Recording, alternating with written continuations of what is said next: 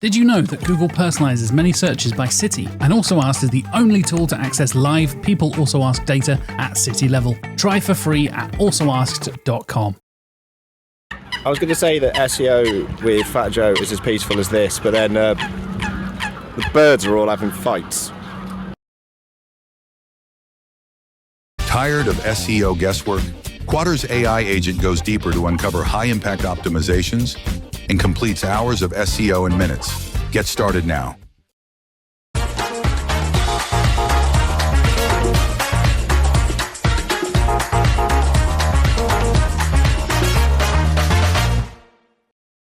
Hello, and thank you for the lovely intro.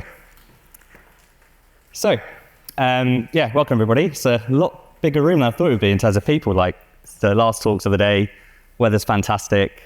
So you being here means a lot. I think it being Google Advanced Strategies, I'm guessing you guys are tired of seeing the same best practices applied everywhere.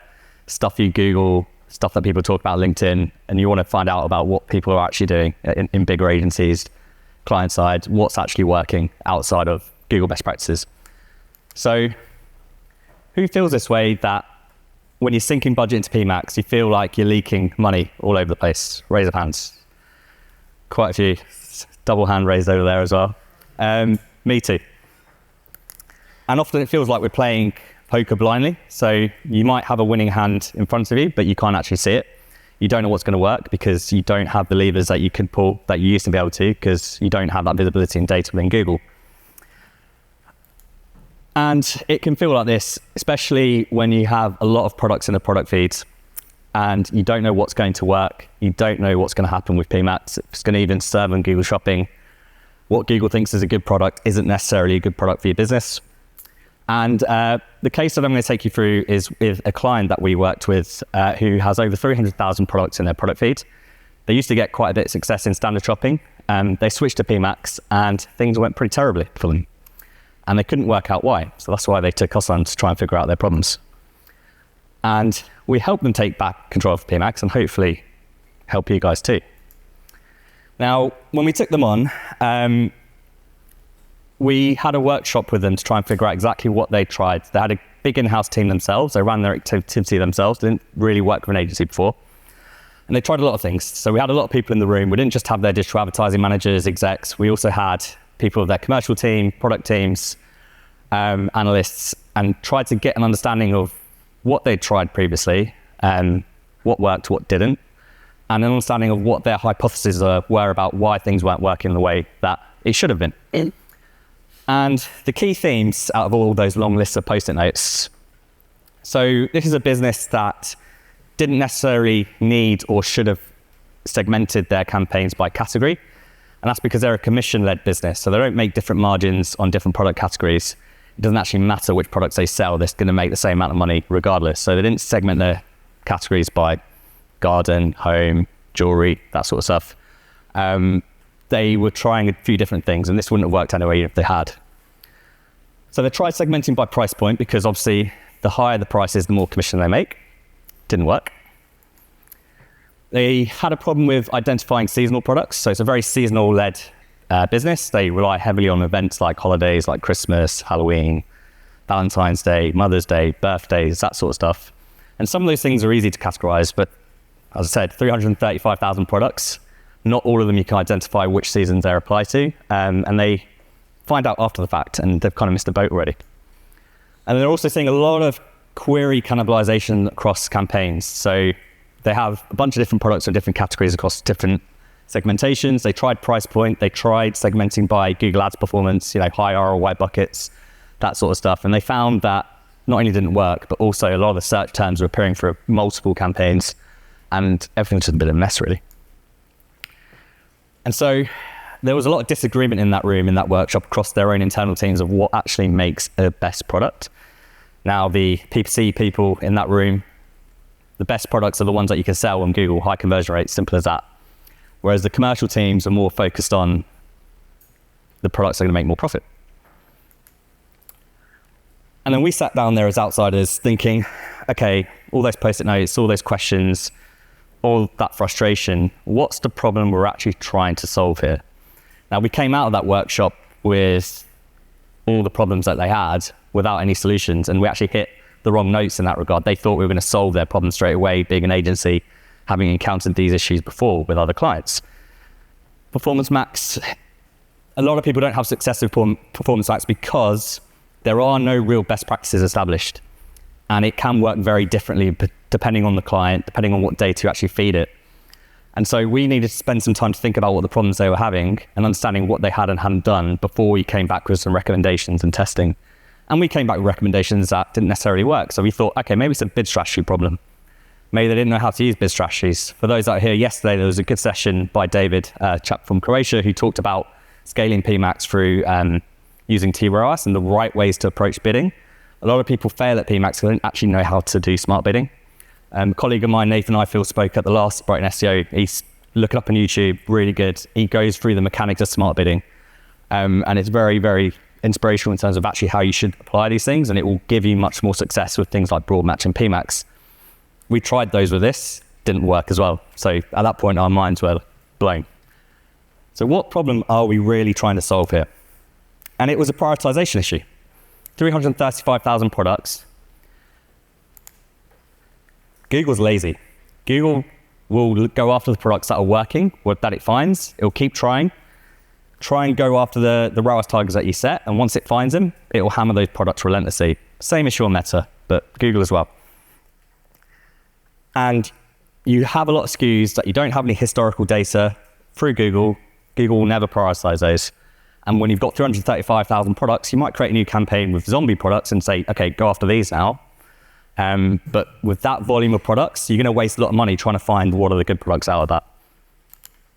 And so we went to the drawing board and tried to understand what is a good product. And Google Ads data is not good enough to understand what are good products for this business. So we looked at their business data.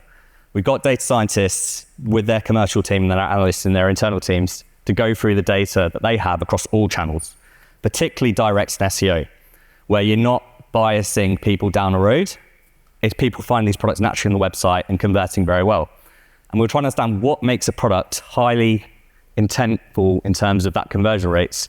So we looked at those products and conversion rates. We looked at all the different attributes of what makes a high converter, whether it's how many times someone's viewed a product, how many times they've added it to basket, what are the product ratings, what are the price points, what are the delivery times, what's the stock depth, all of these different factors.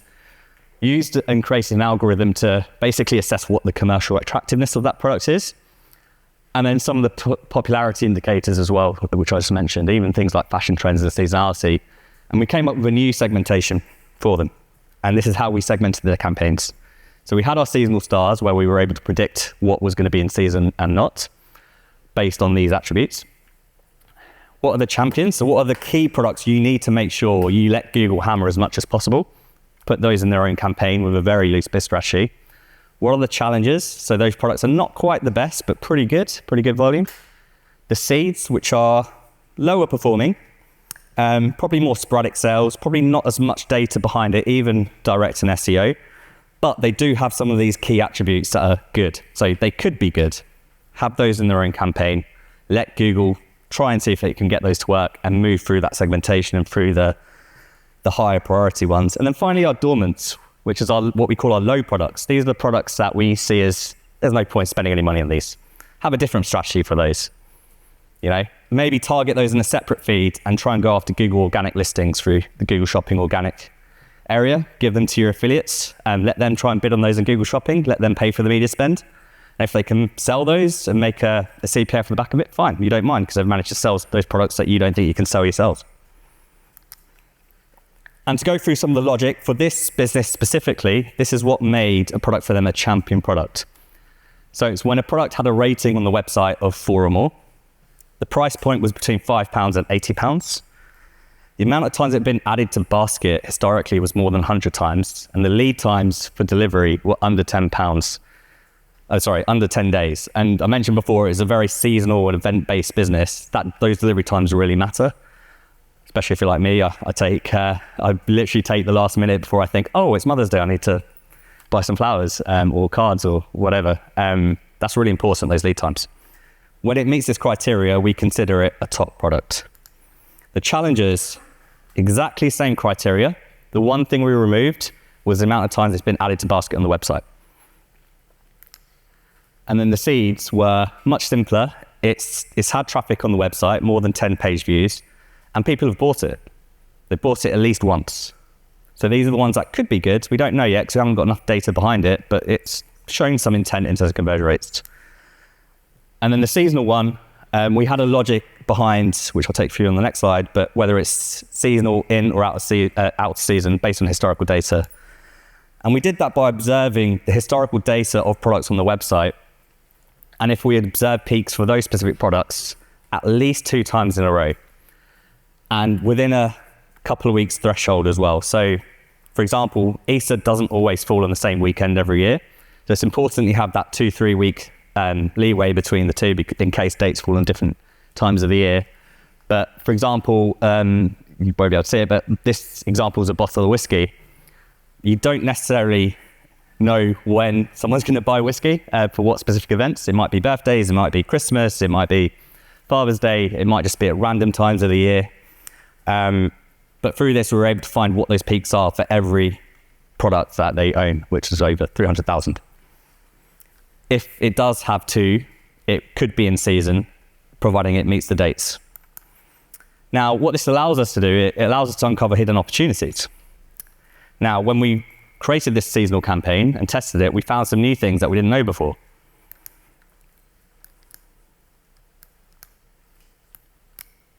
This doesn't seem to, oh, there we go. One of them was boo baskets. I'd never heard of a boo basket. Has anyone here heard of a boo basket? We've got a few. Right. Now, looking at the search query data in PMax, to me, it looked like it was to do with Halloween. So maybe it was like this picture here, like a box of treats for Halloween for kids, perhaps. But then there are a few random queries here, like boo box for girlfriend, boo box for wife. Didn't really understand it, like what's Halloween got to do with significant others. Couldn't get it. A younger member of our team, early 20s, came from an early career scheme, took me to the side afterwards, and after I presented this to some members of the team privately, and said, it's got nothing to do with Halloween. Boo baskets is a TikTok trend that came about recently, where as you go into September, the colder months, you basically create a care package for your significant other. And she was like, I was like, oh, I had no idea, that makes sense, blah, blah. And I suddenly felt really old after she said, yeah, don't worry, I didn't expect you to know that's a Gen Z thing. So I'd never felt older at that point. And yeah, looking at Google Trends, it is very much a recent trend driven by TikTok. So there was a bit of a peak last year. There's a peak this year, or the year just gone. This now is captured by our seasonal campaign. And then not only that, there's no way we were bidding on these keywords for search because we had no idea about it. It gives us opportunities in our standard text campaigns as well. Now we have a tool called Search Space. So here's just a visualization of what that actually means. So we use Search Space to understand basically where our queries overlap with text ads. Now, the different colors here represent different campaigns that we have in the account. So this big splodge of purple that's everywhere is a gifts campaign. On the left where you see the sort of lime green, that's a jewelry campaign, for example. Every single dot here is a search query. And the closer these search queries are together is how thematically similar they are to the other search queries. So what you want to see is, in a perfect account structure, is individual splodges of colors that are not overlapping. Now, you'll see purple here everywhere because gifts could be related to jewelry, it could be related to home, it could be related to anything. There's a high crossover with these other campaigns, but generally this account was in a good space where you got green, pink, red, generally in its own area, which is good. Now, to take that one step further, we can also do the same with PMax, where we can scrape search terms through the API. Google's now starting to surface this in some accounts as well, so it's going to be easy to get this data. And this is what the search space looks like. We've not changed the colors based on campaign because I mentioned earlier we're not split by categories for the campaigns, so it would have made no sense whatsoever here. But this gives an idea of how similar these queries are across all our PMax campaigns. And actually, when you overlay search onto it as well, you can see where are the overlaps between search and shopping. And what's great to see is generally there's a very similar overlap there, but there's shitloads more of searches that we're getting through text ads than we are Google Shopping. And this one gives you ideas of what search queries you should be testing on your feeds to try and capture more of these queries for your products. But then it also gives some opportunities to understand where are we appearing in PMax, where we're not appearing in search, and boo boxes would be certainly one of them. So to go back to the logic that I described, when we ran this through the simulations and evaluated it on their product feed, you find out of that 335,000 products, 260,000 here would be categorized as low, those dormants that we don't even really want to be bidding on. So don't even bother wasting any money on that. And actually the top products is only 5,000. So those are the ones that you want to be absolutely sure you're appearing for Google. Hammer those as much as you can. And then you've got your middle and seeds here, which are more your testing base to try and get Google to surface data, surface traffic to those, where it gives it a chance to move into the top category. And then what we did was we applied custom labels to this. We automated the logic so the feed would automatically every single day refresh the data, see where it's categorized, change the labels on the products, and then it will move between the different campaigns as a result of that, and it will move through the different bid strategies depending on how much we want to prioritize traffic to these or not. And the results, luckily it worked. There were some nervous times with this client where PMax wasn't working and they probably would have moved on to someone else to try and figure out the issues, but this approach worked. And you'll see we had an initial bump up when we restructured their campaigns off the back of this logic on a manual basis. And then once we automated the process on a daily basis, it jumped up even further. Now that second jump up is even higher than the first one. And that wasn't just through automating the logic, but it was also, I mentioned business data earlier. We didn't just look at the business data of their products, but we looked at the business data of their conversions and what makes them profit. So rather than relying on the Google Ads tag, we started importing through offline conversions, their commission that they were making. And then also through their own, they have their own custom internal attribution. So they weren't looking at Google last click. So we aligned that with what they were bidding on through Google as well. Those two things in combination with each other saw real significant results here, where they were making, when you analyze it across the year past the test process, millions of pounds of additional incremental revenue than they were before in commission, not revenue, sorry, in commission, which is a significant step change for this business. So they're a lot happier about it. And essentially, when it comes to trying to play your hand, to remove that blindfold, your winning hand is that internal data. Don't focus on what you can't see through Google Ads. That's not what is going to help you win. What's going to help you win is if you actually look at what the client has available, whether it's products, whether it's how they measure profitability. If you feed the right data to Google, it can work really, really well. And that's the landscape of search today. That's how you can actually get success out of PMax or Broadmatch, or when you aren't getting this data from Google itself, look at the data you do have, and that's how you can remove that blindfold and go into the sunset and also enjoy the rest of your day here at Brighton SEO. Thank you.